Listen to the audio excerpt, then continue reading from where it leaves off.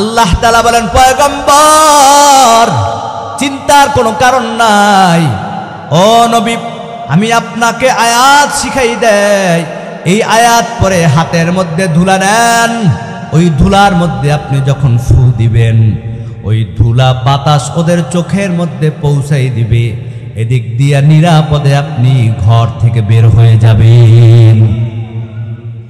হেফাজতের মালিক কে? আল্লাহ তাআলা আয়াত শিখাই দিলেন, বিসমিল্লাহির রহমানির রহিম,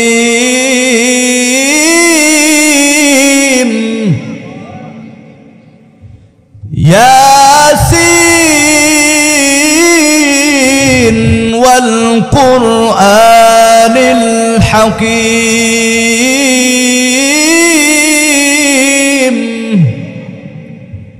ইন্নাকা লামিনাল মুরসালিন আলা সিরাতিন মুস্তাকিম। নবী আমার হাতের মধ্যে ধুলা নিলেন, ওই ধুলার মধ্যে আয়াত পড়ে যখন দম দেয়, ওই ধুলাগুলা সমস্ত কাফেরের চোখের মধ্যে চলে যায়। নবী আমার দেখতেছে কাফেররা চোখ ডলে, নবীজি ঘর থেকে নিরাপদে বের হয়ে গেলেন। কিন্তু অন্ধকার রাস্তা, গভীর রাত, কিছুই দেখা যায় না। সিরাত গ্রন্থের মধ্যে লেখা হয় অন্ধকার রাস্তা, কিন্তু না না না। নবী যখন ঘর থেকে বের হয়, ওই নবীর চেহারার মধ্যে এত আলো, নবীর চেহারার আলোতে গোটা রাস্তা আলোকিত হয়ে যায়। নবী আমার জোরে জোরে কদম দেয় শত্রুর ভয়। হাঁটতে হাঁটতে নবীজি কাবা ঘরের সামনে চলে গেলেন। ডাক দিয়ে বলে, কাবা, মনে বড় আশা, জন্মভূমি কাবা, কলেমার দাওয়াত দিব, ইসলামের দাওয়াত দিব, কিন্তু কাফেরের অত্যাচারে আর থাকতে পারলাম না। এ কাবা, আল্লাহর ইশারায় মদিনায় যাচ্ছি, তবে একদিন ইসলামের পতাকা বিজয় করে, কলেমার পতাকা বিজয় করে এই কাবা তোর সামনে আবার আমি ফিরে আসবো বলি আল্লাহু আকবার। নবী আমার চোখের পানি ফালাইতেছে আর জোরে জোরে কদম দিয়ে হাঁটতেছে। হাঁটতে হাঁটতে হযরতে আবু বকরের দরজার সামনে গিয়ে একটা ডাক দিলেন, আবু বকর। একটা ডাক দেয়া মাত্র ঘরের ভিতর দিয়ে আওয়াজ হয়, পয়গম্বর আমি হাজির, লাব্বাইক ইয়া রাসূলুল্লাহ। আল্লাহর হাবিব ডাক দিয়ে বলে, আবু বকর আপনি কি ঘুমান নাই? এই গভীর রাত একটা ডাক দেওয়া মাত্র আপনি সাড়া দিলেন, হাজির হয়ে গেলেন। আবু বকর চোখের পানি ফালাইয়া ডাক দিয়ে বলে, পয়গম্বর আজ থেকে 6 মাস আগে আপনি বলেছিলেন আমি আপনার হিজরতের সাথী হব। ও পয়গম্বর, ওই 6 মাস থেকে আল্লাহর কসম আপনি আমার ঘরের সামনে আসবেন, আমাকে ডাক দিবেন, আর আমি আবু বকর যদি ঘুমিয়ে থাকি আপনার বড় কষ্ট হবে গো নবী।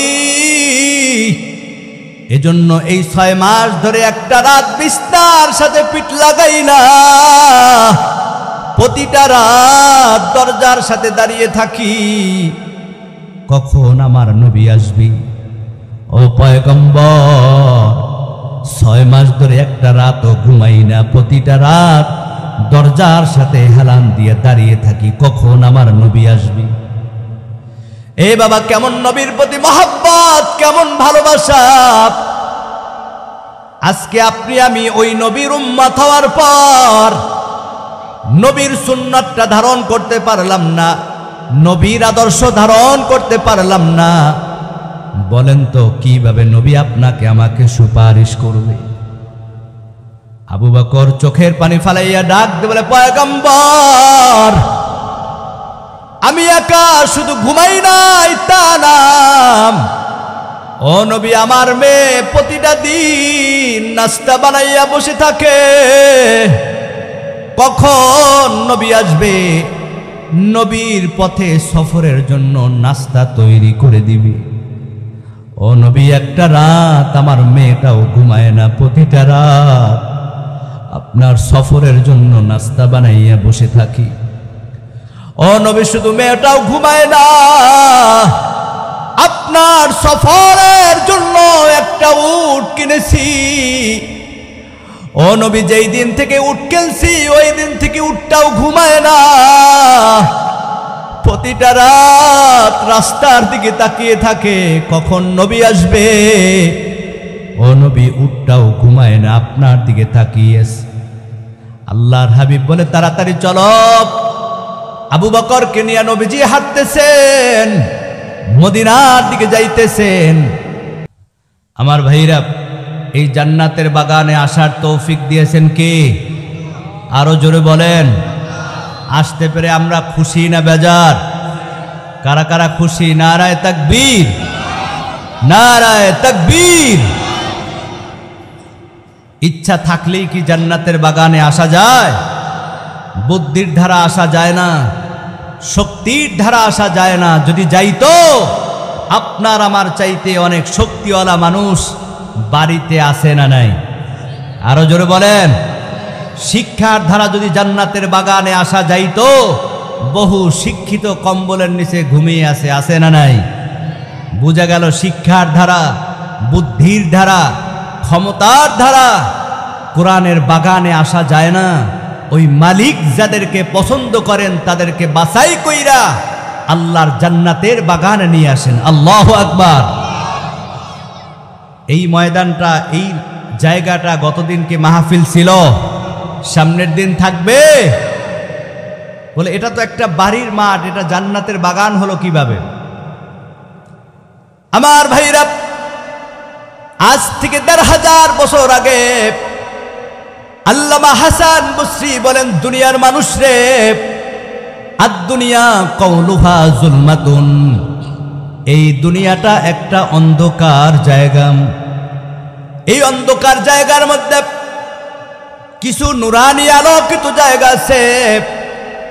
মাজালিসুল কুরআন, মাজালিসুল উলামা, জিক্রুল্লাহ, বাইতুল্লাহ, কোরআনের মজলিস, উলামায়ে কেরামের মজলিস, জিকিরের মজলিস, আল্লাহর ঘর মসজিদ।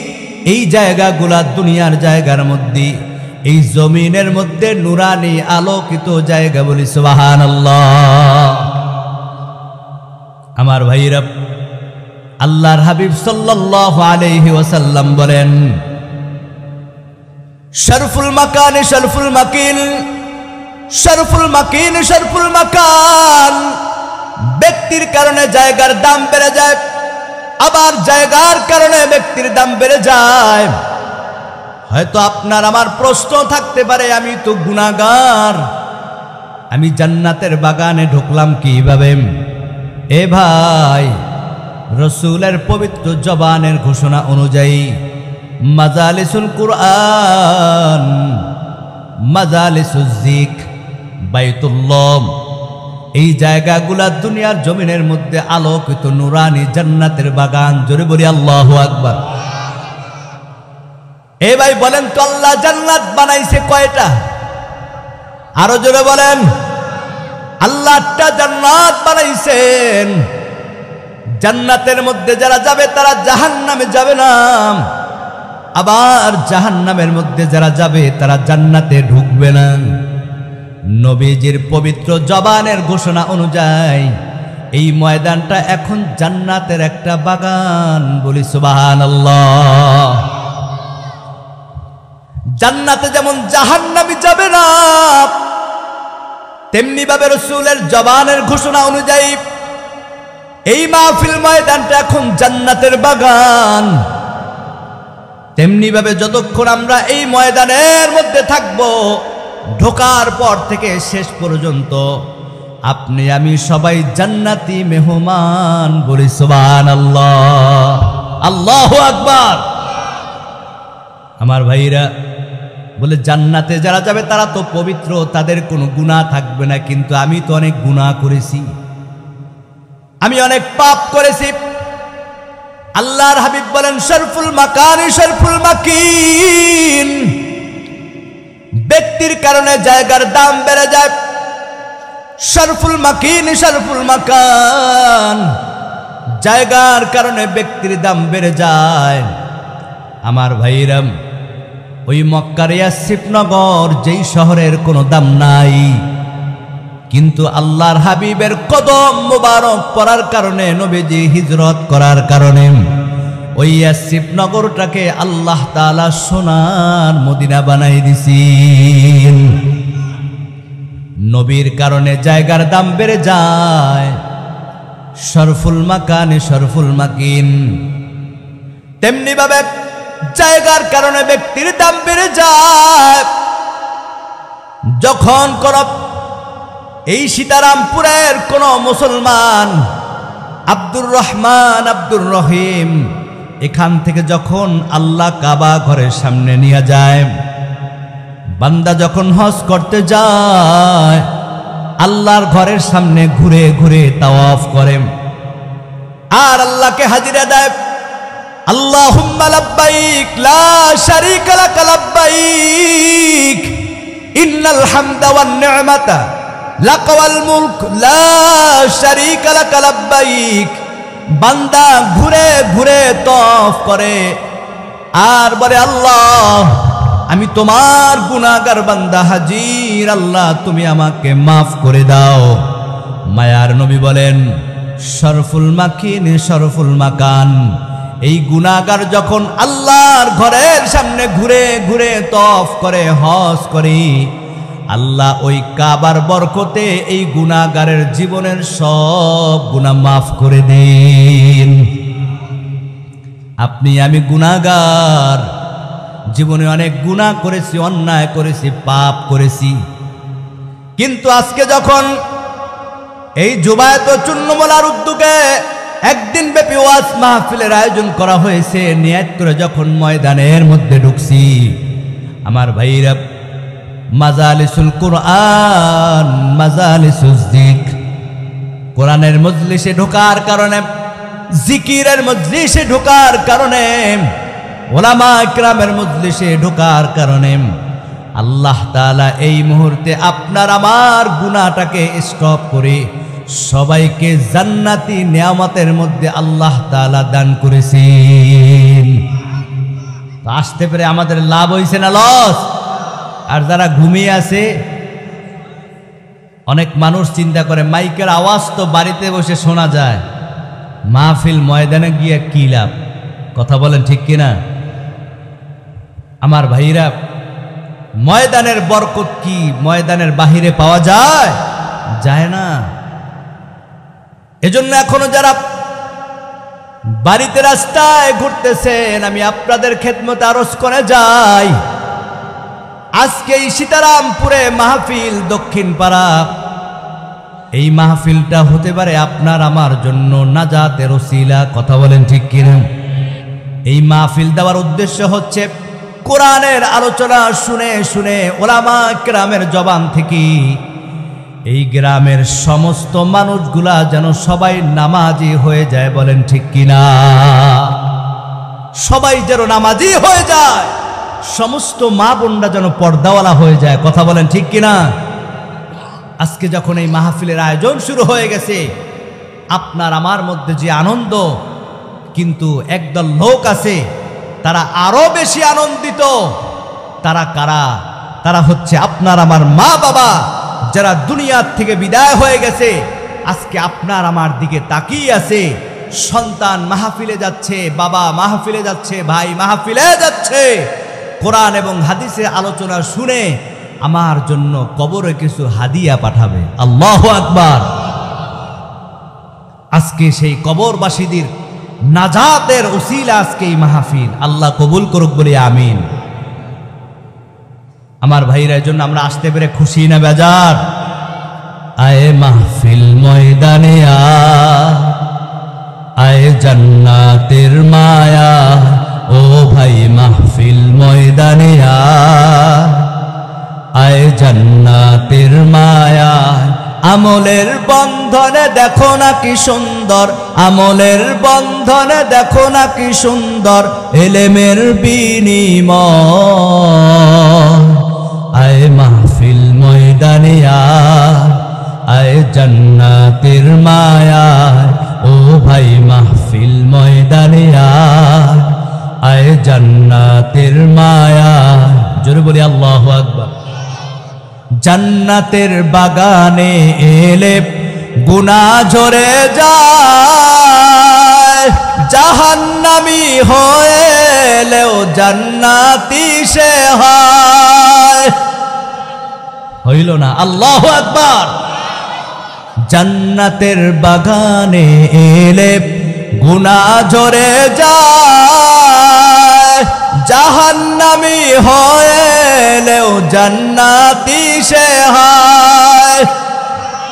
বলেছেন নবী মুস্তাফা, দেখ নাচে প্রমাণ তাহা, দেখ নাচে প্রমাণ তাহা হাদিসের পাতায়। আয় মাহফিল ময়দানে আয় জান্নাতের মায়ায়, ও ভাই মাহফিল ময়দানে আয় জান্নাতের মায়া। জোরে বলি মারহাবা। কষ্ট হচ্ছে না তো আপনাদের? চলবে ইনশাআল্লাহ। আমার ভাইরা, আমি খুতবার ভিতরে আপনাদের সামনে পবিত্র কালামুল্লাহ থেকে কয়েকটা আয়াত আপনাদের সামনে তেলাওয়াত করেছি।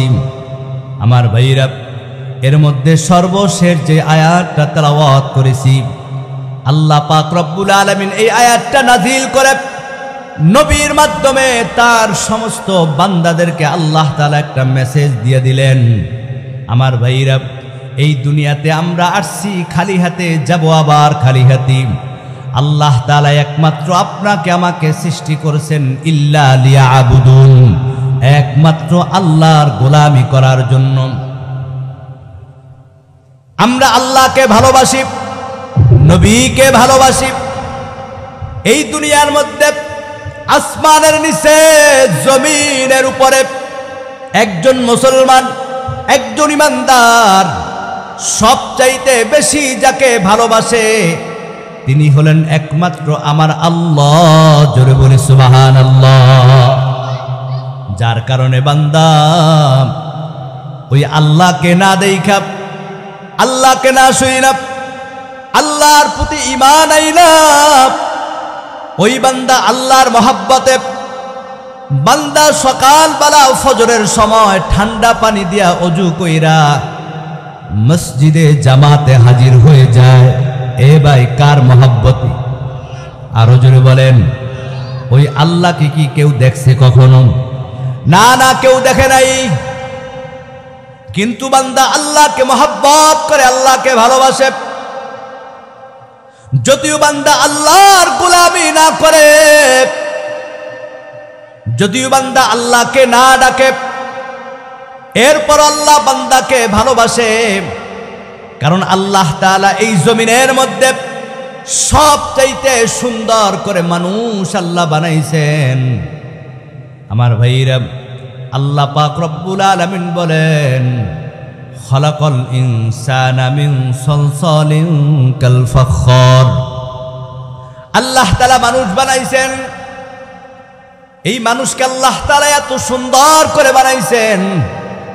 আল্লাহ তাআলা বলেন, বিসমিল্লাহির রহমানির রহিম।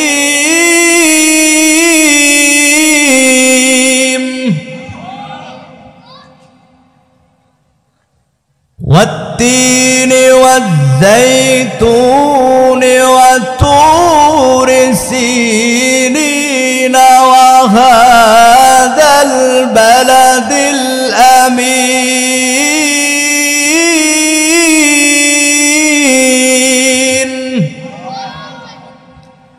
لقد خلقنا الإنسان في أحسن تقويم।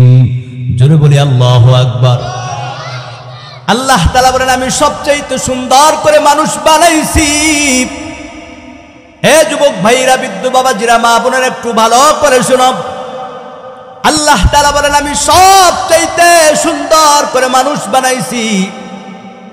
লাকাদ খালাকনাল ইনসানা ফি আহসানি তাকওয়িম। আল্লাহ কেন মানুষ বানাইলেন সবচেয়ে সুন্দর করে?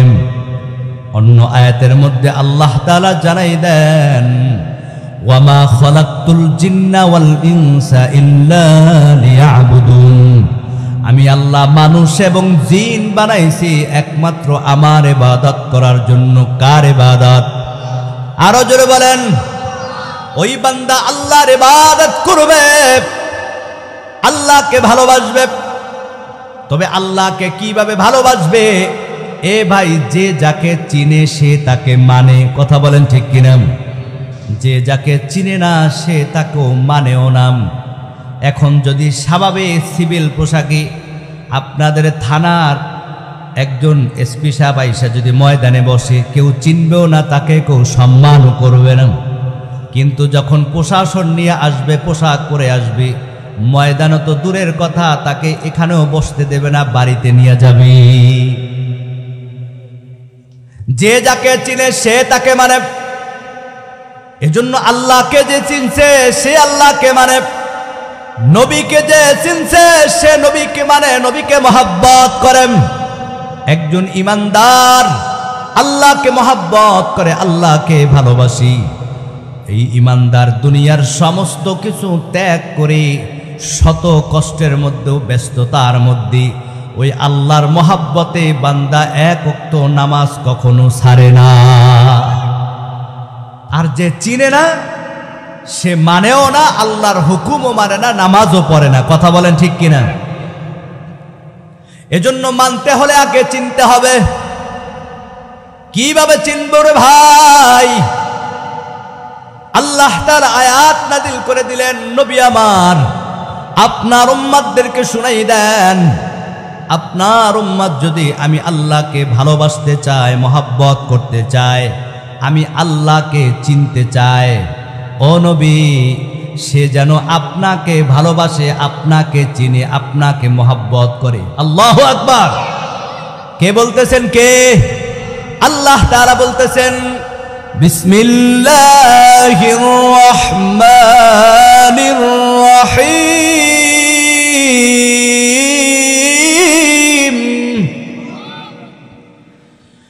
কুল ইন কুনতুম তুহিব্বুনাল্লাহা ফাত্তাবিউনি ইউহিব্বুকুমুল্লাহ ওয়া ইয়াগফির লাকুম যুনুবাকুম ওয়াল্লাহু গফুরুর রহিম। আল্লাহ তাআলা বলেন, নবী আমার, দোস্ত আমার, হাবিব আমার, কুল নবী আপনি বলে দেন, শুনাই দেন, ইন কুনতুম তুহিব্বুনাল্লাহ, ও নবী আমি আল্লাহকে যদি বান্দা মহব্বত করতে চায়, ভালোবাসতে চায়, ফাত্তাবিউনি ইউহিব্বুকুমুল্লাহ, ও নবী আমার ওই বান্দা যেন আপনাকে মহব্বত করে, আপনাকে ভালোবাসে। কারণ আমি আল্লাহকে যারা ভালোবাসতে চায়, ও নবী আপনি বলে দেন, ফাত্তাবিউনি ইউহিব্বুকুমুল্লাহ, তারা যেন আপনাকে মহব্বত করে, আপনাকে ভালোবাসি। ও নবী যারা আপনাকে মহব্বত করবে, ভালোবাসবে, তারা যেন আমি আল্লাহকে মহব্বত করে ভালোবাসে। বলি সুবহানাল্লাহ। বলে আল্লাহকে ভালোবাসলে লাভ কি? আল্লাহ তাআলা আয়াতের শেষে জানাই দিলেন, ওয়া ইয়াগফির লাকুম যুনুবাকুম ওয়াল্লাহু গফুরুর রহিম। আল্লাহর মহব্বতে যারা নবীকে ভালোবাসবে, নবীকে যারা ভালোবাসবে, আল্লাহ তাআলা বলেন, পয়গম্বর আপনার উম্মতদেরকে বলে দেন, আমি আল্লাহকে ভালোবাসার জন্য যারা আপনাকে ভালোবাসবে, আপনাকে মহব্বত করলো, ও পয়গম্বর তারা যেন আমি নবীকে ভালোবাসলো। আপনাকে ভালোবাসা মানে আমি আল্লাহকে ভালোবাসা, আর যে আমি আল্লাহকে ভালোবাসবে, মহব্বত করবে, ওয়ায়াগফির লাকুম যুনুবাকুম আল্লাহু গফুরুর রহিম, আমি আল্লাহ আপনার ওই উম্মতের জীবনের সব গুনাহ মাফ করে দিব।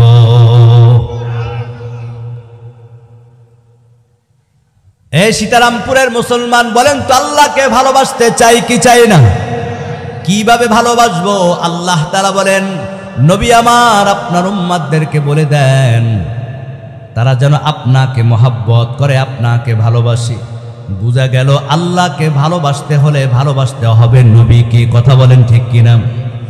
নবীকে যে মহব্বত করবে, নবীকে যে ভালোবাসবে, আল্লাহ তাআলা বলেন আমার ওই বান্দার জীবনের সব গুনাহ আমি আল্লাহ মাফ করে দিব। এ ভাই এমন কেউ নাই যে গুনাহ করি নাই রে ভাই। এজন্য আল্লাহর ভালোবাসা ছাড়া, নবীর ভালোবাসা ছাড়া নাজাত পাওয়ার কোনো উপায় নাই। কেমন নবীর উম্মত রে ভাই, যেই নবী দুনিয়াতে আসার পর আপনার আমার কথা ভুলে নাই, যেই নবী এখনো মদিনায় বসে আল্লাহর কাছে আপনার আমার গুনার জন্য দোয়া করতেছেন, যেই নবী কাল কিয়ামতের দিন হাসরের ময়দানে যেই সূর্যটা থাকবে মাথার উপরে, জমিনটা সূর্যের তাপে তামা হয়ে যাবে, গুনাহগার গুলা গলা কাটা মুরগির মতো লাফাতে থাকবে, রহমাতের নবী আমার ওই হাসরের ময়দানে আপনার আমার গুনার জন্য আল্লাহর কাছে নবী আরশের নিচে সিজদার মধ্যে পড়ে যাবেন। আল্লাহর দরবারে ডাক দিয়ে বলে, মালিক আমার গুনাহগার উম্মতগুলোকে আল্লাহ আপনি মাফ করে দেন। নবীজি আল্লাহর দরবারে এমন ভাবে সিজদায় পড়ে যাবেন, আমার আল্লাহ তাআলা ওই দিন ঘোষণা করবেন, হাবিব আমার, দুষ্ট আমার, আর আপনার কাঁদতে হবে না, সিজদার মধ্যে থাকতে হবে না। ও নবী যান, আপনাকে পারমিশন দিয়ে দিলাম, আপনার উম্মতদেরকে আপনি বাছাই কইরা জান্নাতের মধ্যে নিয়ে যান। বুঝে থাকলে বলেন তো, নবীর সুপারিশ ছাড়া ওই দিন কেউ জান্নাতে যাইতে পারবে না রে ভাই না। তবে নবীর সুপারিশ সবাই পাবে না, সবাইকে নবী সুপারিশ করবে না।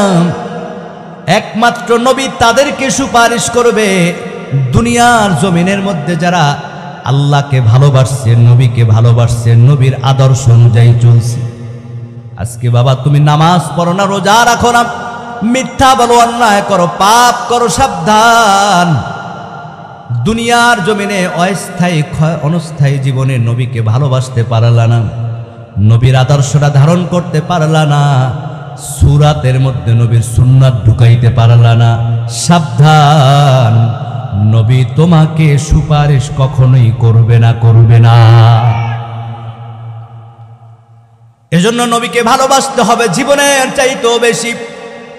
হাবিব বলেন, কুল্লু উম্মতি ইয়াদখুলুনাল জান্নাতা ইল্লা মান আবা, কিলা মান আবা, ক্বালা মান আতাআনি দাখালাল জান্নাহ ওয়া মান আসানি ফাকাদ আবা। নবী বলেন, ও সাহাবায়ে কেরাম, আমার ওই উম্মত জান্নাতে যাবে না, আর বাকি সবাই জান্নাতে যাবে। সাহাবায়ে কেরাম, পয়গম্বর কে জান্নাতে যাবে, কে জান্নাতে যাবে না? আল্লাহর হাবিব বলেন, সাহাবায়ে কেরাম যারা জীবনের চাইতে, পরিবারের চাইতে, দুনিয়ার চাইতে আমি নবীকে মহব্বত করবে, নবীকে ভালোবাসবে, এই উম্মত আমি নবীর সাথে জান্নাতের মধ্যে যাবে। এ ভাই, নবীজি বলে নাই যে বেশি নামাজ পড়বে সে আগে জান্নাতে যাবে, যে হজ করবে আগে জান্নাতে যাবে, যে রোজা রাখবে আগে জান্নাতে যাবে। না না, নবী বলেন দুনিয়ার চাইতে, পরিবারের চাইতে, নিজের চাইতে আমি নবীকে যে মহব্বত করবে, ভালোবাসবে, ওই উম্মত আমি নবীর সাথে জান্নাতের মধ্যে যাবে। তবে আগে ভালোবাসা, তারপরে নবীর ইবাদত করতে হবে আল্লাহর। এজন্য যে যাকে চিনে সে তাকে মানে। কথা বলেন ঠিক কিনা?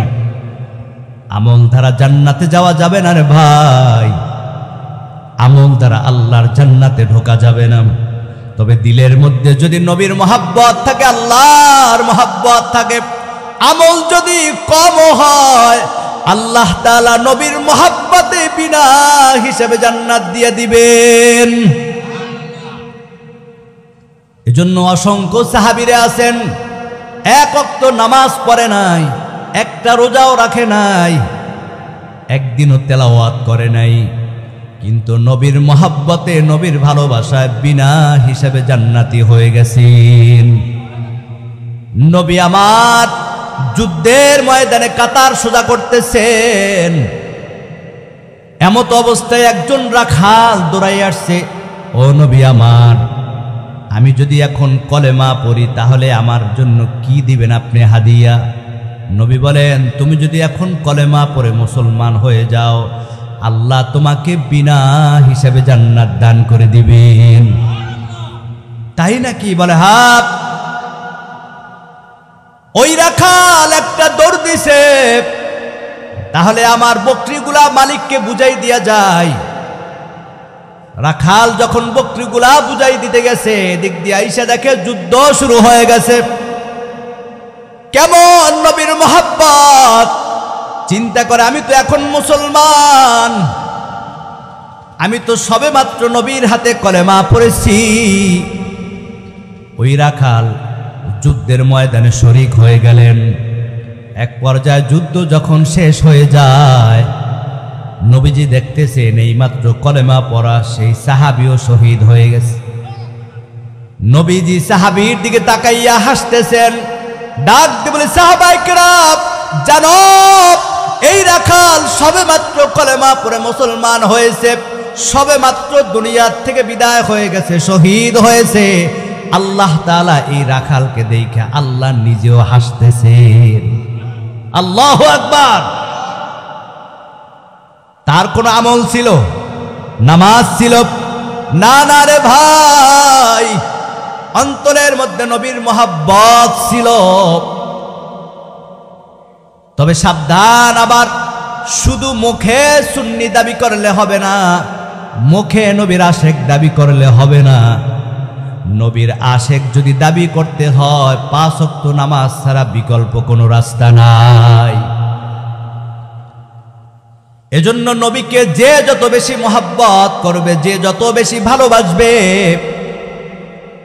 ওই লোকটা হচ্ছে দুনিয়ার মধ্যে সবচেয়ে দামি।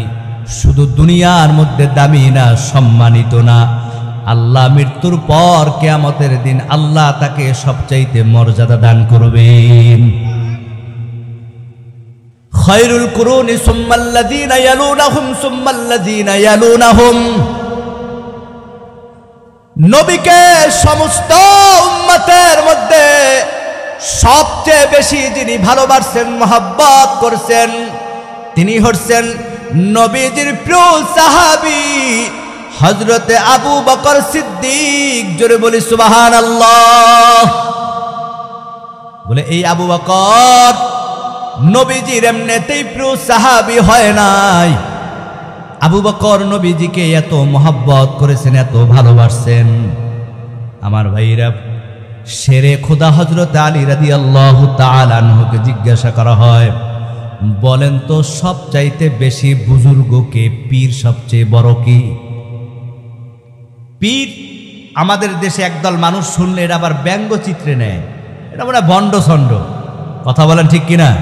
কিন্তু না, পীরও যিনি, মুরব্বিও তিনি, শায়েখও তিনি। কথা বলেন ঠিক কিনা? এটা একটা ফার্সি শব্দ। হযরত আলী রাদিয়াল্লাহু তাআলা আনহুকে জিজ্ঞাসা করা হলো, সবচেয়ে বড় পীর কে? হযরত আলী রাদিয়াল্লাহু তাআলা আনহু বলেন, সবচেয়ে বড় পীর, বড় বুজুর্গ আমার চোখে হযরতে আবু বকর। বলি সুবহানাল্লাহ। কারণ আবু বকর নবীজিকে এত মহব্বত করেছেন, এত ভালোবাসছেন, গোটা জিন্দেগিটা আবু বকর নবীর জন্য কাটিয়ে দিয়েছেন। যেই আবু বকর নিজের জীবনের চাইতে জানের চাইতে নবীকে মহব্বত করেছেন। কেমন মহব্বত! আল্লাহর হাবিব সাল্লাল্লাহু আলাইহি ওয়াসাল্লাম যখন ওই মক্কার মধ্যে কলেমার দাওয়াত দেয়, এদিক দিয়া মক্কার কাফের বেঈমান মুশরিকরা নবীজিকে দুনিয়া থেকে বিদায় করে দেওয়ার জন্য সবাই উঠে পড়ে লাগছে। ওই মক্কার দারুন নদওয়ার মধ্যে আবু জাহেল ঘোষণা করছি, আব্দুল্লাহর বেটা মুহাম্মাদের মাথা যে আইনা দিতে পারবি, এই মক্কার মধ্যে তাকে 100 মোটা তাজা উট তাকে উপহার দেওয়া হবে। বাঁচানোর মালিক কে? ওয়ামা কারু ওয়ামা কারাল্লাহ ওয়াল্লাহু খায়রুল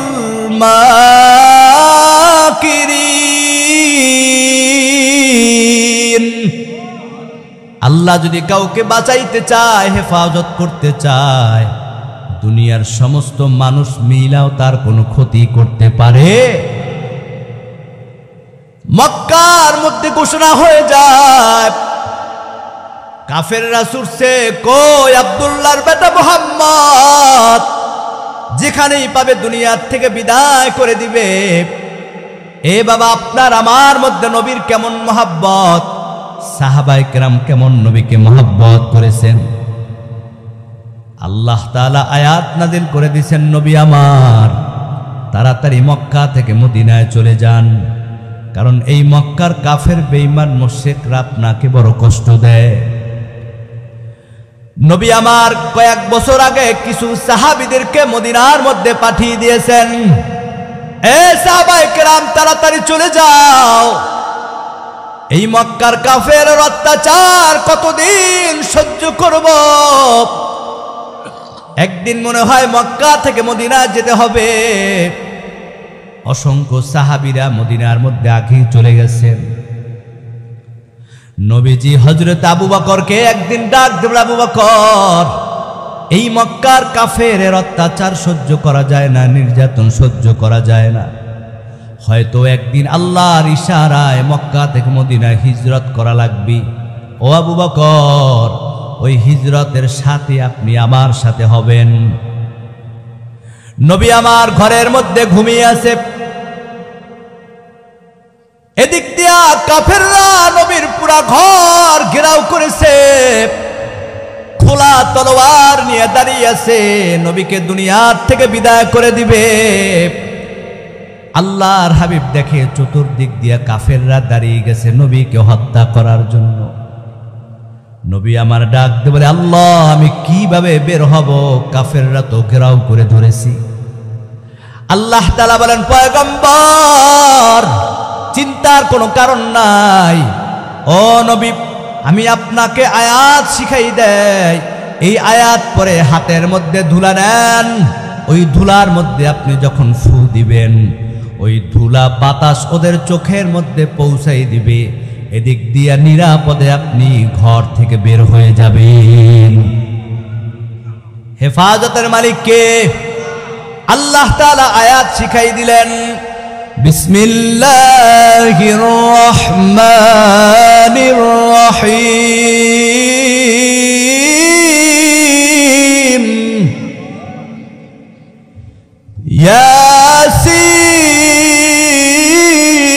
ইয়াসিন ওয়াল কুরআনিল হাকীম,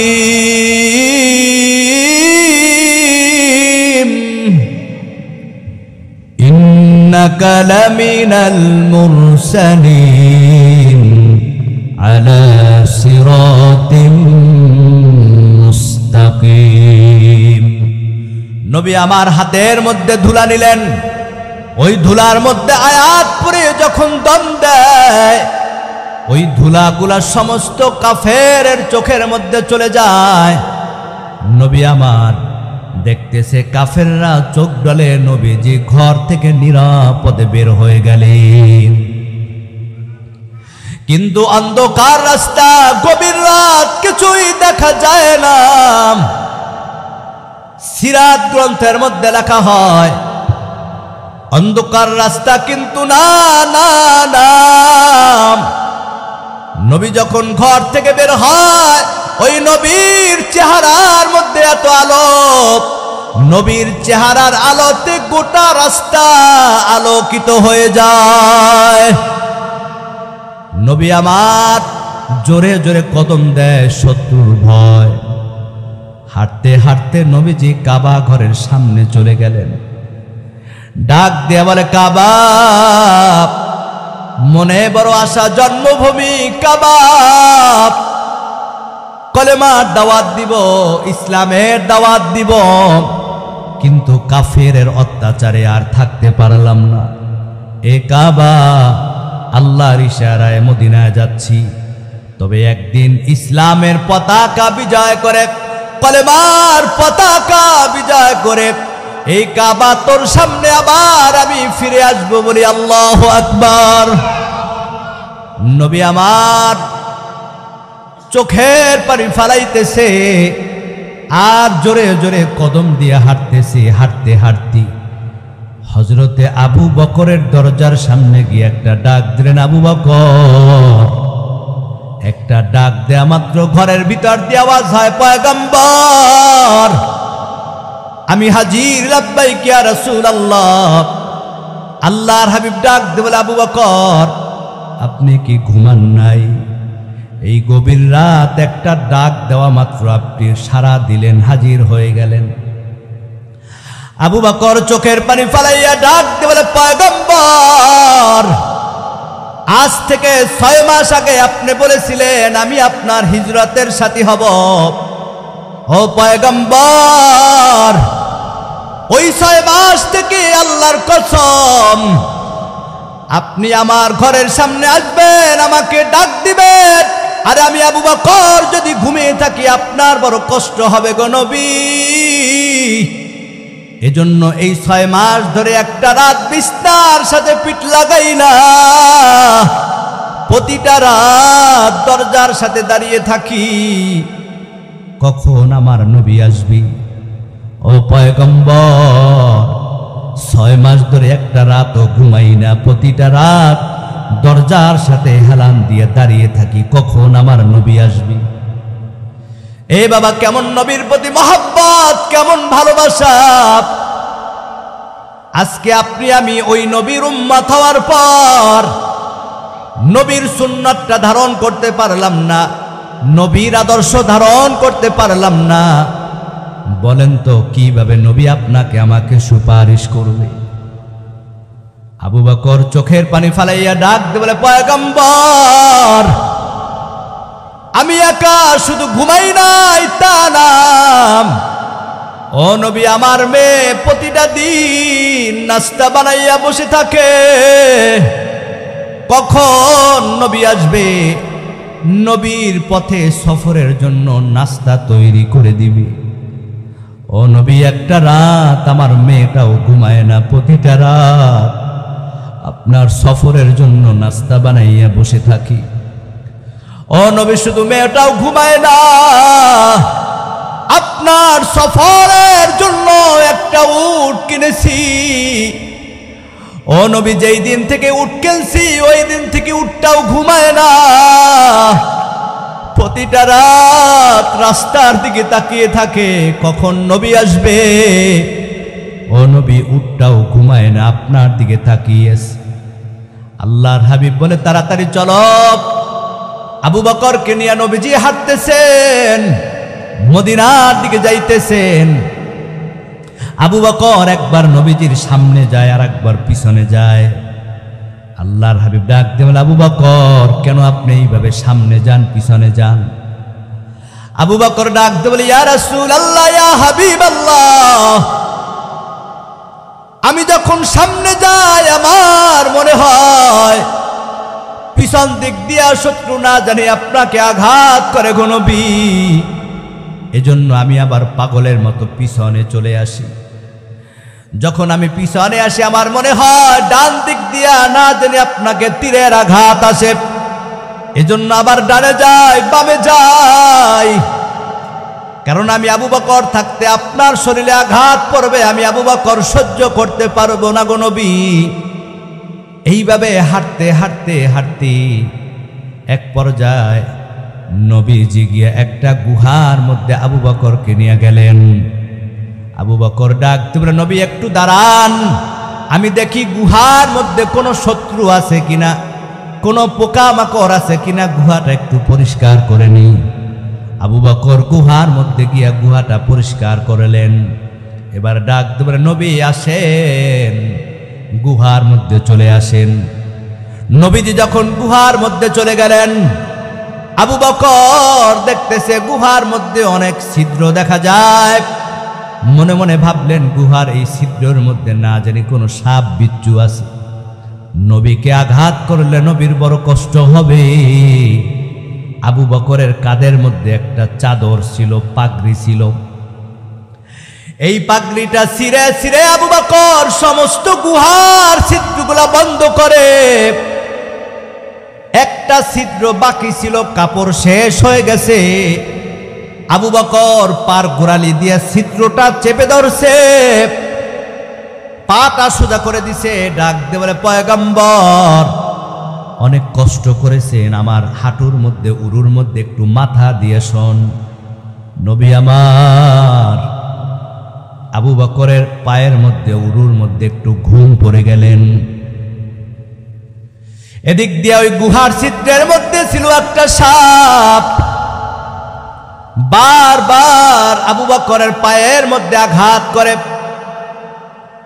আবু বকর ভয় পাইলেন, আমার যত কষ্ট হোক না কেন, যদি আমি পা সরাই এই সাপ নবীকে আঘাত করতে পারে। আবু বকর পা সরায় না। এক পর্যায়ে বিষাক্ত সাপ আবু বকরের পায়ের মধ্যে যখন কামড় দিয়ে ধরে বসছে, বিষাক্ত সাপের বিষে আবু বকরের শরীরটা লাল হয়ে যায়। বিষের যন্ত্রণা সহ্য করতে পারে না। আবু বকরের চোখ দিয়া দর দর করে পানি বের হয়ে যায়। অজান্তে এক ফোঁটা পানি নবীর চেহারার মধ্যে পড়ে যায়। নবী আমার চোখ খুলে দেখে আবু বকরের চোখের মধ্যে পানি। আবু বকর, কেন আপনি কান্না করেন? আবু বকর ডাক দিয়ে বলে, ইয়া রাসূলুল্লাহ, সমস্ত গর্তের ছিদ্রগুলা বন্ধ করেছি গো নবী, একটা ছিদ্র বন্ধ করতে পারি না, কাপড় শেষ হয়ে গেছে। এই ছিদ্রটার মধ্যে আমার পা দিয়া চেপে ধরছি, এই ছিদ্রটার মধ্যে একটা সাপ বারবার আমার পায়ে আঘাত করি। ও নবী, আমি পাটা সরাই না, কারণ সাপ যদি আপনাকে আঘাত করে আপনার বড় কষ্ট হবে। আল্লাহর হাবিব ডাক দিয়ে বলে, পা সরাই দাও, এ সাপ তাড়াতাড়ি বের হয়ে আয়। ওই গর্তের মধ্যে দানবের মতো একটা সাপ বের হয়ে যায়। এবার আল্লাহর হাবিব ডাক দিয়ে বলে, সাপ কেন তুমি আঘাত করেছো? আমার ভাইরা, ওই সাপ আল্লাহর দরবারে ডাক দিয়ে বলে, আল্লাহ আমার জবানটা খুলে দাও, তোমার পয়গম্বরের সাথে কথা বলতে চাই। এ যুবক ভাইরা, মা বোনেরা, একটু ভালো করে শোনো, কেমন নবীর মোহাব্বত, কেমন নবীর ভালোবাসা। এবার সাপের জবান খুলে যায়। সাপ ডাক দিয়ে বলে, ইয়া রাসূলুল্লাহ, আজ থেকে 100 বছর পূর্বে, ও নবী, পূর্বের ইনজিল কিতাবের যখন দর্শ হয়, আমি যখন পাশ দিয়ে যাইতেছি, আমি শুনতেছিলাম আখিরি নবী মক্কা থেকে মদিনার মধ্যে হিজরত করবেন। ওই হিজরতের সময় এই গুহার মধ্যে নবীজি আগমন করবেন। ও নবী আমার, আপনাকে এক নজর দেখার জন্য আমি পাগলের মতো ছুটতেছি। ওই দিন থেকে আমি গুহার মধ্যে আছি। আমার দিলের মধ্যে বড় মোহাব্বত, বড় ভালোবাসা আপনার জন্য। সাপ বলতেছে, নবী আমার দিলের মধ্যে বড় ভালোবাসা আপনার জন্য, এক নজর দেখব বলে আমি বছর বছর ধরে, শত বছর পর্যন্ত গুহার মধ্যে অপেক্ষায়, আপনি গুহার মধ্যে আসবেন। ও নবী, বেয়াদবি মাফ করে দেন, আমি 100 বছর ধরে গুহার মধ্যে আছি। প্রতিটা দিন আমি তাকিয়ে থাকি কখন রহমতের নবী আসবে। কিন্তু আজকে যখন অপেক্ষার দিন শেষ হয়ে যায়, আপনি যখন গুহার মধ্যে ঢুকছেন, ও নবী, আমি আপনাকে দেখার জন্য পাগলের মতো হয়ে গেছি।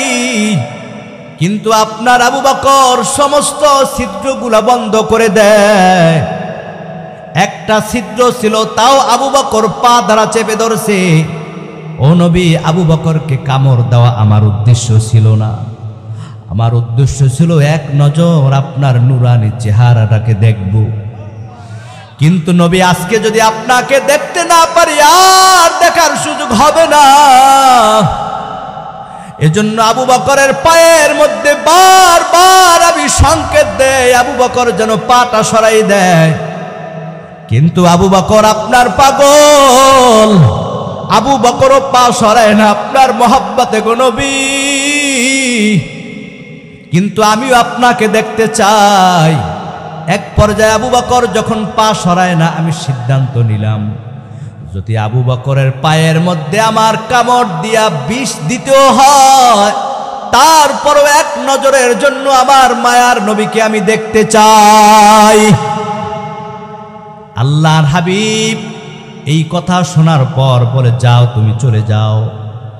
আল্লাহর হাবিবের জবান থেকে একটু লালা যখন আবু বকরের পায়ের মধ্যে দিলেন, সাথে সাথে আবু বকরের বিষের ব্যথা ভালো হয়ে যায়।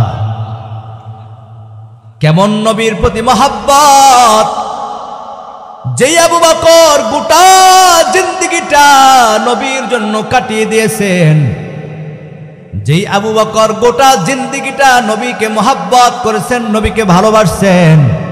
ও মুসলমান, আজকে আপনি আমি মুসলমান দাবি করি, সুন্নত মানি না, সুন্নি দাবি করি, নবীর আদর্শ মানি না। এই মুখের স্লোগানে কোনো কাজ হবে না রে ভাই। কাল কিয়ামতের দিন যদি আল্লাহর হাবিবের সুপারিশ পাইতে হয়, ওই নবীর সুন্নত না মানা পর্যন্ত জান্নাতে ঢোকা সম্ভব হবে না। এজন্য আল্লাহ তাআলা আয়াত নাযিল করে জানাই দিলেন, বিসমিল্লাহির রহমানির রহিম।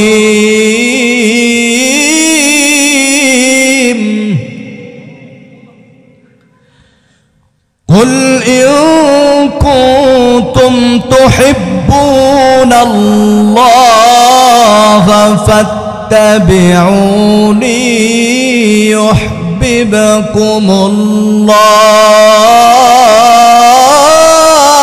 ইউহিব্বুকুমুল্লাহ ওয়া ইয়াগফির লাকুম যুনুবাকুম ওয়াল্লাহু গফুরুর রহিম। এ বাবা জিরা, আল্লাহকে যদি ভালোবাসতে হয়, আল্লাহকে যদি মহব্বত করতে হয়, আল্লাহ তাআলা বলেন, ফাত্তাবিউনি ইউহিব্বুকুমুল্লাহ। এ বান্দা, আমার নবীকে মহব্বত করো, নবীকে ভালোবাসো। কে বলতেছেন? আরো জোরে বলেন। আল্লাহ বলে, বান্দা, আমি আল্লাহকে যদি ভালোবাসতে চাও, ফাত্তাবিউনি ইউহিব্বুকুমুল্লাহ, আমার নবীকে ভালোবাসো, আমার নবীকে মহব্বত করো। মায়ার নবী বলেন, মান আহাব্বা সুন্নতি ফাকাদ আহাব্বানি ওয়া মান আহাব্বানি কানা মাই ফিল জান্নাহ। হে আমার উম্মত, আমি নবীকে যদি ভালোবাসতে চাও, নবীকে যদি মহব্বত করতে চাও, হে যুবক ভাইরা আমার, একটু ভালো করে শোনো।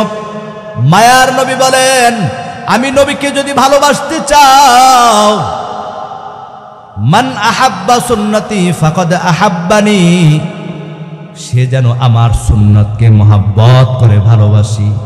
ওয়া মান আহাব্বানি কানা মাই ফিল জান্নাহ, আর যে আমার সুন্নত গুলাকে মহাব্বত করবে, ভালোবাসবে, কাল কিয়ামতের দিন আমি নবীর সাথে সে জান্নাতের মধ্যে থাকবে। এই সীতারামপুরের মুসলমান বলেন তো, আল্লাহকে ভালোবাসতে হলে ভালোবাসতে হবে কাকে? আরো জোরে বলেন। নবীকে ভালোবাসতে হলে ভালোবাসতে হবে নবীর সুন্নাত। কথা বলেন ঠিক কিনা? কাল কিয়ামতের দিন হাসরের ময়দানে গুনাহগারগুলা যখন পাহাড় পরিমাণ গুনাহ নিয়ে উঠবে, মায়ার নবী বলেন, মান আহাব্বা সুন্নতি ফাকাদ আহাব্বানি ওয়া মান আহাব্বানি কানা মাই ফিল জান্নাহ।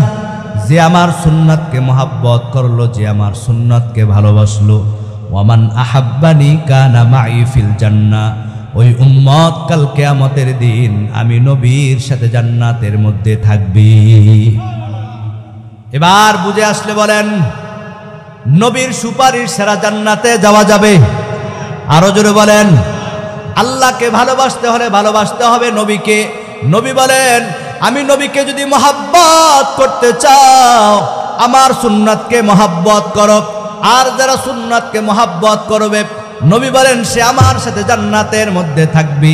কাল কিয়ামতের দিন হাসরের ময়দানে আল্লাহর কোরআন নবীর হাদিস অনুযায়ী নবীর সুপারিশ যদি পাইতে হয়, নবীর সুন্নাত ধারণ করা ছাড়া সম্ভব হবে না, হবে না। এ যুবক ভাই, আজকে তুমি বিদেশের লাল চামড়ার আদর্শ ধারণ করেছো, চুল কাটিংটাও লাল চামড়া দেখা সাদা চামড়ার মতো আজকে তুমি পোশাক পরো, আজকে তুমি যেমন মনে চায় তেমন চলো, নবীর সুন্নাত মানো না, দাড়ি রাখো না, নামাজ পড়ো না, মা বাবার সাথে খারাপ ব্যবহার করো, মুরব্বীদের সাথে খারাপ ব্যবহার করো, সারাটা দিন মোবাইলে নাটক সিনেমা দেখতে দেখতে কাটিয়ে যায়। মালাকুল মউত যদি রাত্রবেলা তোমার দরজা হাজির হয়ে যায়, আল্লাহর জাহান্নাম ছাড়া তোমার কোনো উপায় হবে না, হবে না।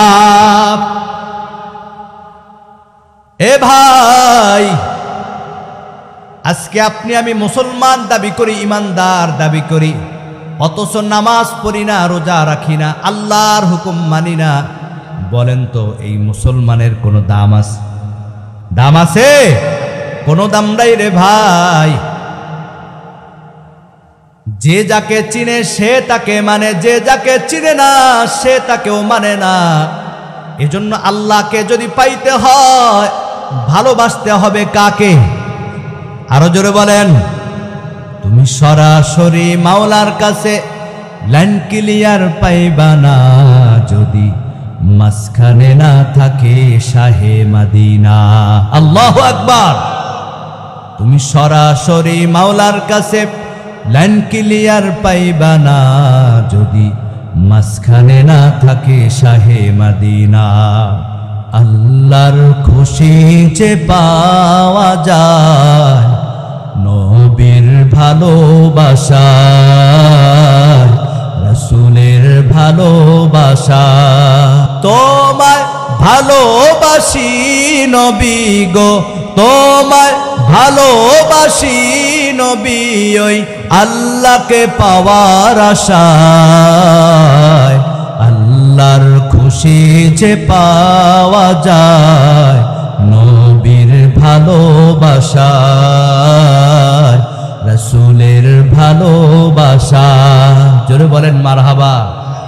নবীকে ভালোবাসতে চাই কি চাই না? জীবন দিয়ে ভালোবাসি নবী তোমাকে, জীবন দিয়ে ভালোবাসি নবী তোমাকে। নাও গো দয়াল নবী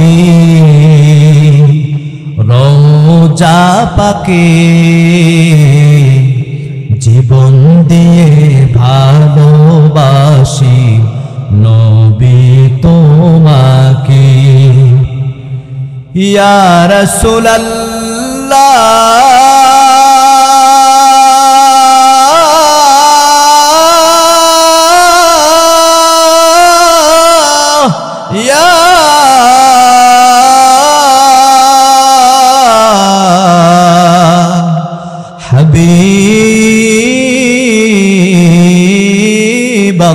হাবিবাল্লাহ কবে যাব রওজা তোমার দিব কবে সালাম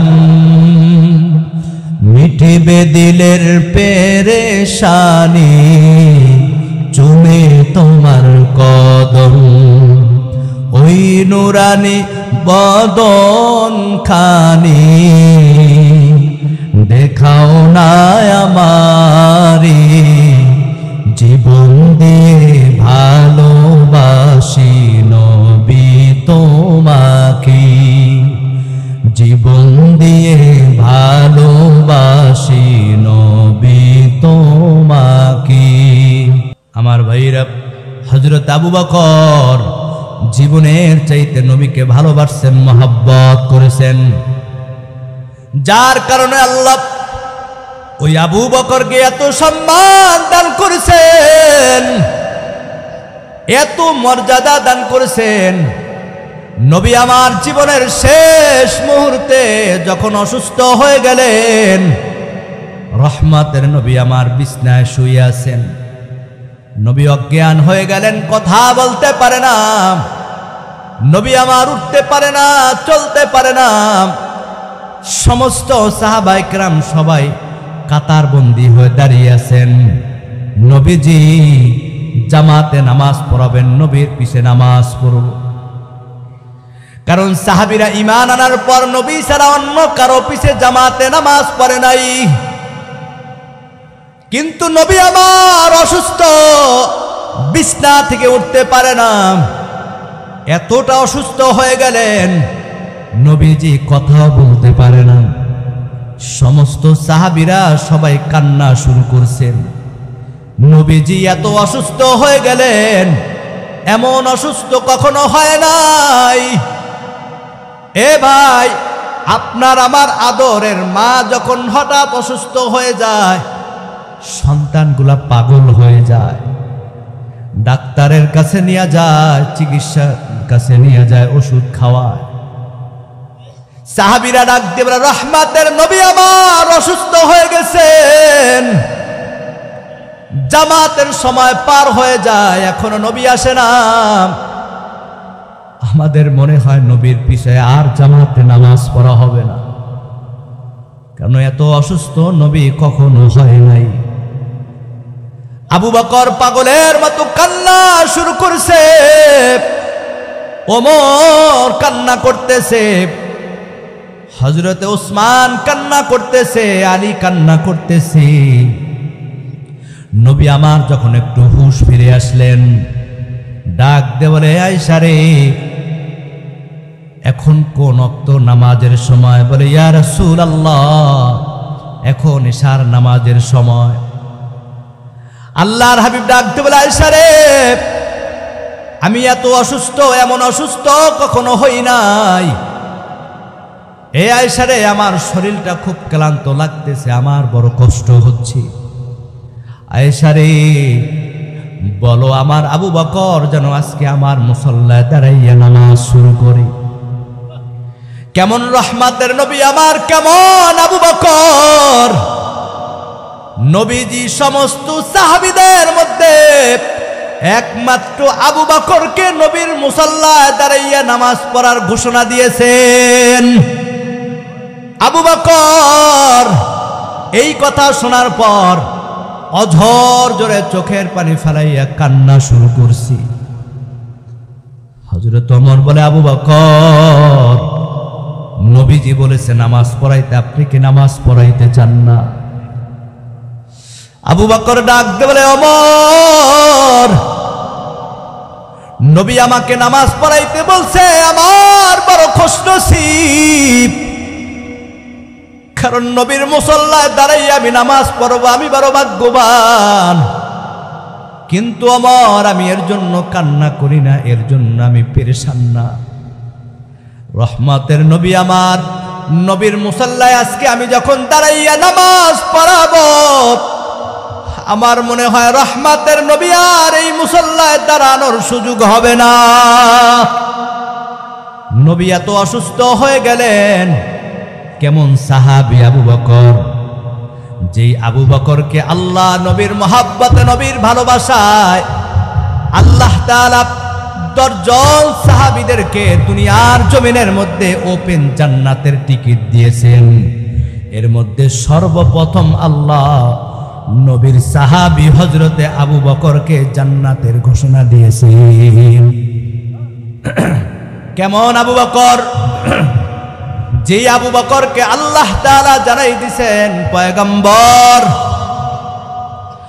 আপনি আপনার আবু বকরের উপর খুশি হয়ে গেছেন। ও নবী, আমি আপনার আবু বকরের উপর খুশি হয়ে গেলাম। যেই আবু বকর গোটা জিন্দেগিটা নবীর সাথে কাটাইছেন, মৃত্যুর পর মায়ার নবী বলেন, আমার সাথে আমার আবু বকরের কবরটা সবাই দিয়ে দিবা। শুধু দুনিয়াতেই নবীর পাশে ছিল না, মৃত্যুর পরও নবীর পাশে। নবীজি বলেন, মৃত্যুর পর জান্নাতের মধ্যে হযরত আবু বকর আমার সঙ্গী হয়ে যাবে। আরো জোরে বলি আল্লাহু আকবার। আমার ভাইরা, এগুলা ভালোবাসার দ্বারা হয়েছে, গর্বের জোরে হয় নাই, ক্ষমতার জোরে হয় নাই। এজন্য নবীর মহাব্বত যার দিলের মধ্যে যত বেশি থাকবে, আল্লাহ দুনিয়াতেও তাকে সম্মান দান করবেন, মৃত্যুর পরেও তাকে সম্মান দিবেন। আল্লাহু আকবার। নবীকে ভালোবাসতে চাই কি চাই না? আল্লাহকে ভালোবাসতে চাই কি চাই না? আল্লাহকে কিভাবে ভালোবাসবো? আমি এই দীর্ঘ 1.5 ঘন্টা কোরআন ও হাদিস থেকে আপনাদের সামনে যে আলোচনাটা বলেছি, আল্লাহকে ভালোবাসতে হলে ভালোবাসতে হবে কাকে? আরো জোরে বলেন। নবীকে ভালোবাসতে হলে ভালোবাসতে হবে কি? নবীর সুন্নত। আর সুন্নত যার মধ্যে যত বেশি থাকবে, নবীজি তাকে কাল কিয়ামতের দিন হাসরের ময়দানে সুপারিশ কইরা, ওমান আহাব্বানি কানা মাই ফিল জান্নাহ, নবী তাকে জান্নাতের মধ্যে নিয়ে যাবেন। নবীর সুন্নত মানতে চাই কি চাই না? আল্লাহ তাআলা আমাদের সকলকে বাকি জিন্দেগি নবীর সুন্নাত তরিকায় জীবন চালানোর তৌফিক দান করুক, আমিন। আমার ভাইরা, যতটুকু আলোচনা করছি আল্লাহ আমাকে সহ সকলকে আমল করার তৌফিক দান করুক, আমিন।